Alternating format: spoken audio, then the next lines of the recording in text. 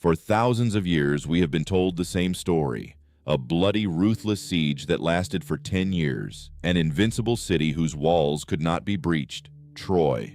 And that famous, ingenious idea that untied the knot brute force couldn't solve, a massive wooden horse filled with armed soldiers. The Trojans' own doom, pulled inside by their own hands. This is the legend everyone knows, from high school history books to Hollywood movies. But what if I told you this story is one of the greatest metaphors in history? What if there never was a giant wooden horse at all? Scientists, archaeologists, and ancient historians are bringing to light the terrifying and brilliant truths behind this legend told by Homer. Fasten your seatbelts, because today we are coming to destroy the legend of Troy as you know it. What was the Trojan horse really? Our first theory shows how nature intertwines with myths. An earthquake. In the ancient Greek world, natural phenomena were interpreted as the wrath or blessing of the gods. Do you know what the sacred symbol of Poseidon, the god of the sea, storms, and most importantly, earthquakes was? Yes, a horse. When archaeologists excavated the ancient city of Troy, specifically the Hisarlik Hill within the borders of modern-day Turkey, they encountered something shocking. In the layer where the city was destroyed and looted, the Troy VI and Vicha layers, they found conclusive evidence that the walls collapsed outward and were destroyed not by human hands, but by a massive earthquake. The Achaean army, unable to breach these massive walls for 10 years, woke up one morning to see the defenses leveled to the ground by an earthquake. They entered the city, looted it, and burned it. The Achaeans couldn't say, "We tore down the walls with battering rams," because that would be a lie. Instead, they said, "Poseidon's horse tore down the walls and opened the way for us." This earthquake metaphor, passed down from generation to generation for centuries, eventually transformed into a literal, giant wooden horse statue. The second theory adds a bit more combat engineering and military strategy into the mix. In ancient times, massive wheeled siege towers were used to overcome high and thick walls. These towers were made entirely of wood and were covered with animal hides kept constantly wet to protect against flaming arrows fired by archers on the walls.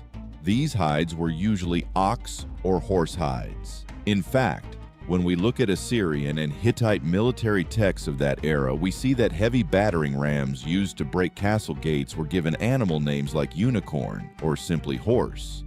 To breach the walls of Troy, the Achaean army likely built a giant multi-story siege machine covered with horse hides and filled with soldiers. For the Trojans, this was a wooden monster they had never seen before, slowly approaching their walls and smashing their gates. In the ruthless gears of time, as this military term was translated word for word, it evolved into a legendary statue.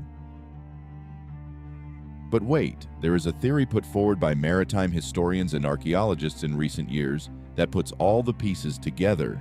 This theory claims that the concept of the Trojan horse is actually the biggest translation error in history. In the ancient Mediterranean, especially in the Phoenician and Greek navies, there was a very specific type of ship used. Rather than war galleys, these were heavy vessels known for their wide hulls and high cargo carrying capacities. The defining feature of these ships was a massive horsehead figure carved on their bows. Because of this, the name given to these ships in the ancient world was Hippos, meaning horse.